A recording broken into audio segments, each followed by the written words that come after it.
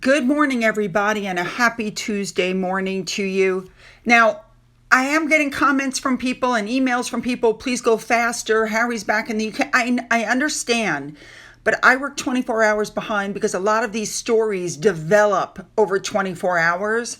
And I know you don't want to keep hearing the same story 5 times in a row, so just go with the flow, okay?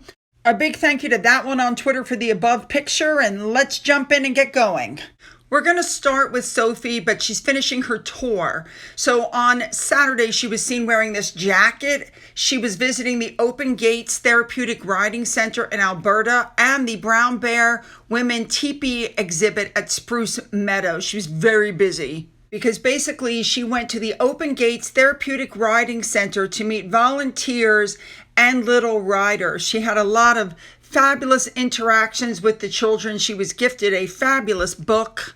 She met this little girl named Peyton who was riding the horse, and Peyton gifted Sophie with a fabulous bracelet, which, let me tell you, she put the bracelet on, and later on you saw her still wearing this bracelet. You could tell she really appreciated it.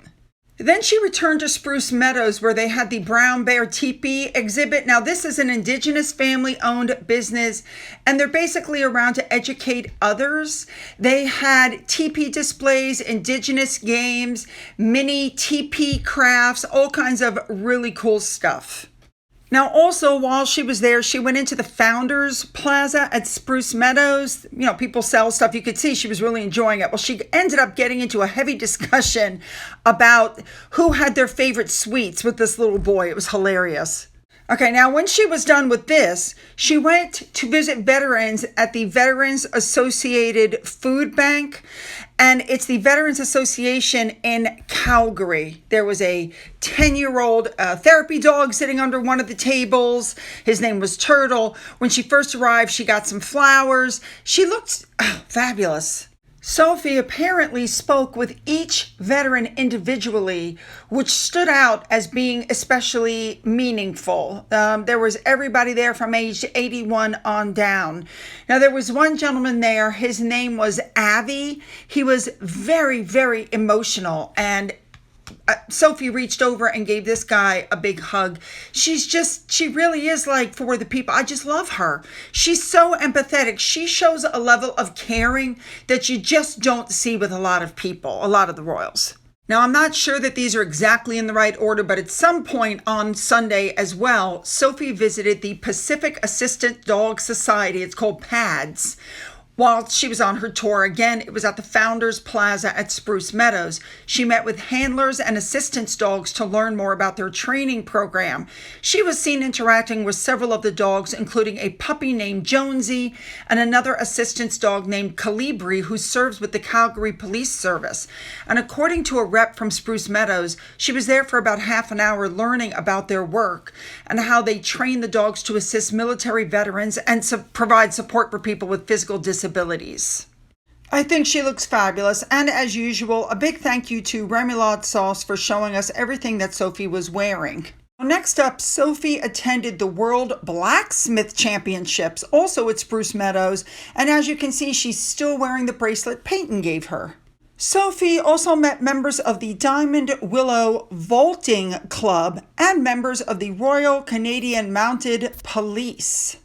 I love some of these pictures. It's amazing. And she also met outside different representatives from different branches of the military and the police. And this was rounding out the end of this particular day. Closing out the third day of her engagements, she attended a dinner to celebrate Spruce Meadows' 50th anniversary. This took place at Riding Hole Circle at Spruce Meadows. I do love this dress. Let's move on now to Charles and Camilla. They were seen in church on Sunday. They were giving prayers for the Duchess of Kent and marking the 3rd anniversary of Charles's ascension to the throne. Also seen attending church with Charles was Sir Keir Starmer and his wife, as well as Dame Joanne Lumley and Baroness Helena Kennedy. I think King Charles is looking very healthy here. All right, let's continue on. Let's move on. It's being said that William has outlined a plan to deal with Prince Andrew after he becomes king. He apparently plans to stop at nothing to ensure that the Duke of York has full accountability for his numerous controversies that have tarnished the firm over the years. He wants to revamp the dwindling public image of the British monarchy as soon as he takes the throne. And of course, this means he's taking a less diplomatic approach than King Charles. I mean, let's be honest. William is far more hard-nosed than Charles when it comes to protecting the monarchy's reputation. That is Charles's brother. You know what I'm saying? But William is fully aware of the harm Andrew has caused, and he's not going to shy away from the actions that his grandmother or father may have steered clear of. Supposedly, allegedly, William is looking to Parliament for help in stripping the titles through legislation, and he has the power, or he will have the power on his own to revoke the HRH through letters patent, which is something else he's thinking of doing.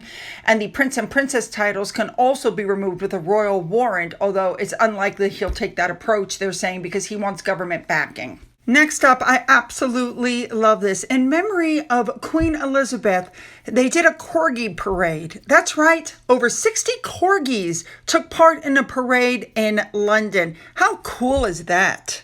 I love the way they've dressed up these corgis. All right, let's move on to our Harry Meghan stuff. Now, we know there's supposed to be a meeting. We heard there was a meeting. Who knows what's going on? But the big hurdle that Harry is facing is he must persuade his father that he's trustworthy. He's never going to apologize because he does not believe that the things that he's done are wrong. He thinks he's behaved correctly, and he really doesn't see the consequences. So Charles is going to be saying to himself, can I trust him? And of course, we know the answer is no. We all know the real reasons why Harry must meet with Charles and get back in the fold. He's lost his appeal to reinstate his security. His father isn't talking to him. If his father dies before he gets his foot back in the door, William absolutely won't let him or his children in. And of course, now they've lost all of their deals and the money's running out.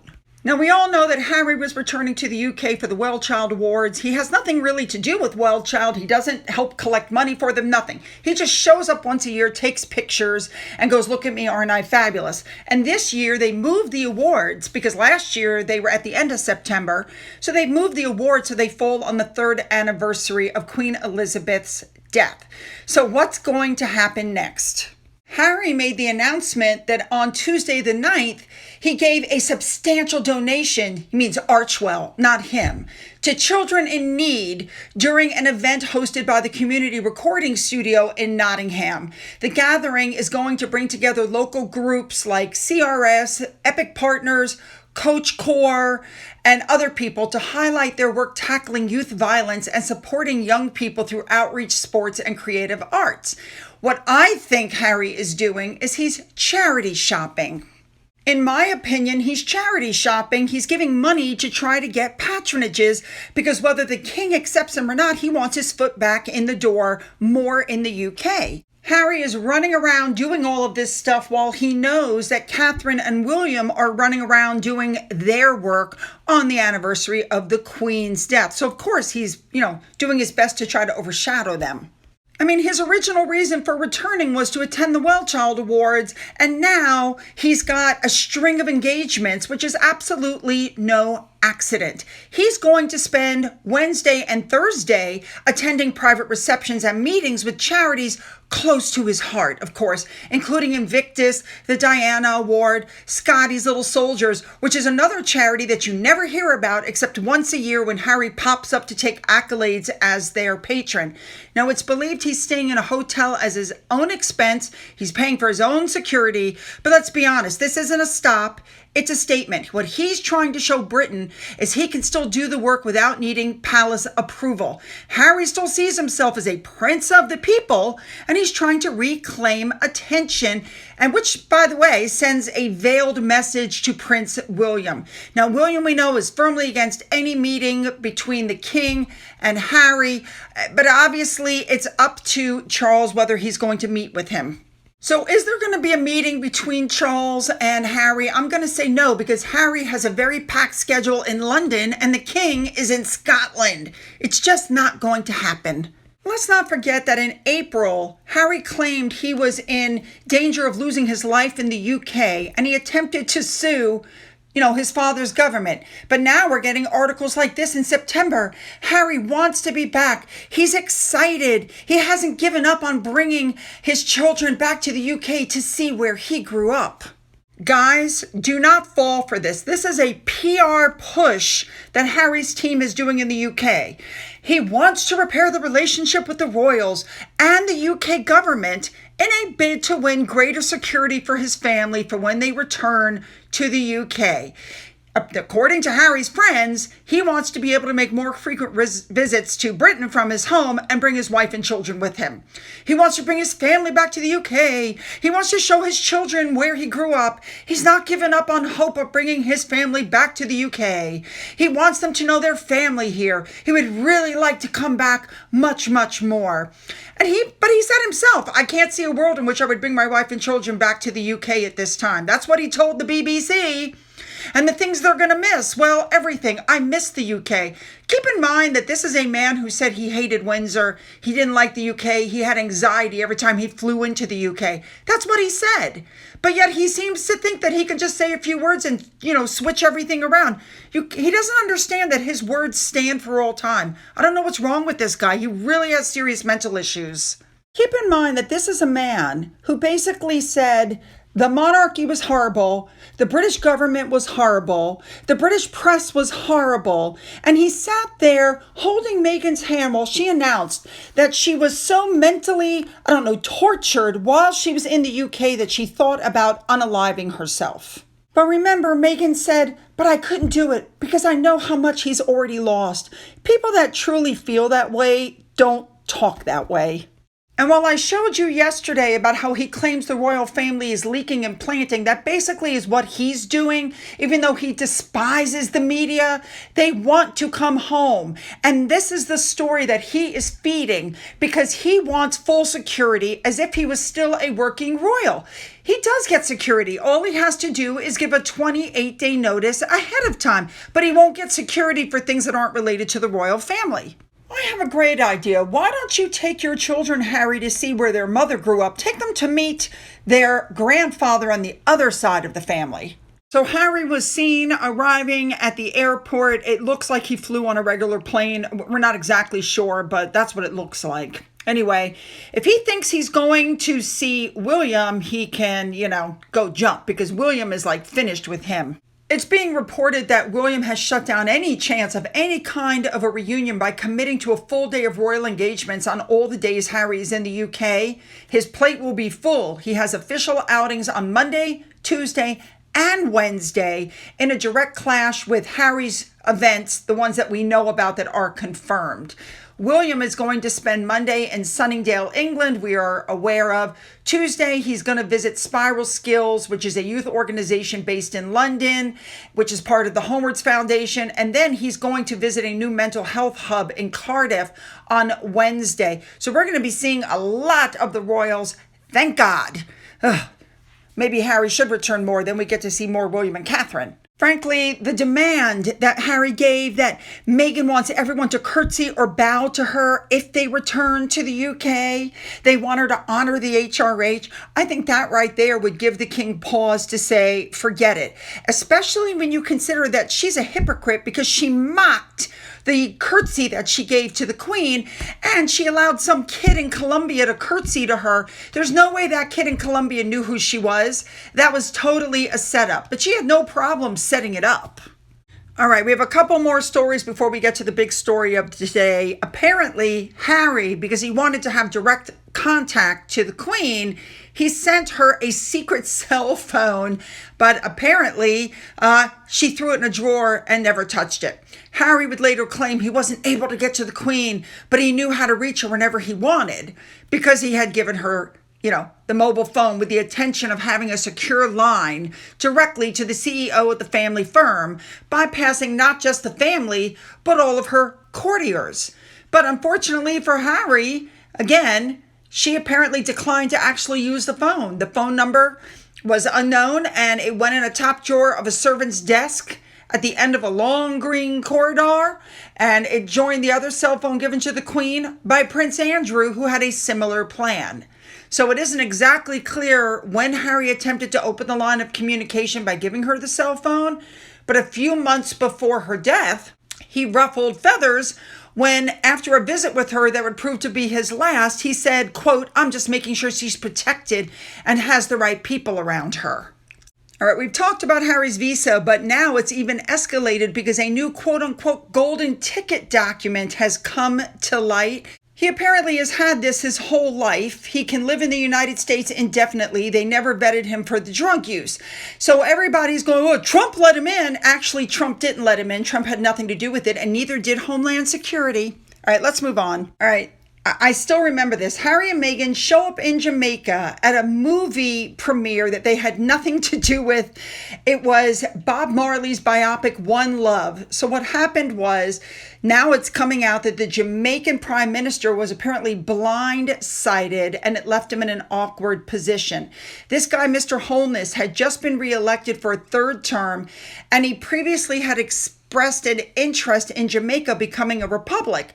And then he would photographed with Harry and Meghan, who stepped down as working royals. And he was accused of cozying up to Harry and Meghan. However, Teresa Roberts, Jamaica's ambassador for culture to the UK, claims that Mr. Holness had no idea that Harry and Meghan were planning to attend the event, and he felt compelled to call Buckingham Palace afterwards to clarify that he had no knowledge of Harry and Meghan being there. He wanted to assure King Charles the meeting was not prearranged. There was no ulterior motive. It was not clear, however, whether Mr. Holness spoke to the king directly or what the response was that he received. But I think it's interesting that he reached out. But Miss Roberts told the Mail on Sunday the government was annoyed about the premiere because Harry and Meghan were invited to attend, but not by the Prime Minister. He then became the center of attention because it was claimed that he was cozying up, and that wasn't the truth. It was said the Prime Minister didn't want to be involved in royal politics abroad. He wanted to focus on business at home. Apparently there was a lot of backlash, and he did not like it at all. So Miss Roberts, who by the way runs restaurant chain Jamaica Patty Company and the Hanover Grange residency of the Royal Drawing School, said that the Prime Minister had great respect for the king and he didn't want to be caught up in the turmoil. So they tried to make it known to Charles that that was not the case. And, Meghan made allegations of racism, we know, against the royal family, but Miss Roberts said that she's met the king on several occasions and there's no element of racism. Quite the opposite, she said. Those people wouldn't want to offend anyone in the world. They're too nice and they'd die if they offended you. They wouldn't know how to be racist. Well, there you go. I mean, we all know why they were there. They were getting footage and there were cameras everywhere. Meghan flaunting around in that dress while she was sitting in a theater with sticky seats surrounded by people in jeans and t-shirts. I mean... Ooh, I want your comments, make them good. Don't forget to hit that like and the subscribe button and the bell for all notifications. Then go down into the description box where you'll find the link to my Twitter, my Gettr, my Rumble, my email, a link to my second channel, a link to my father's book, which is still up for sale on Amazon, and a link to my Amazon wish list, as well as a physical address. For those of you who have donated to my coffee fund, thank you so much. And as always, you guys, have a great day.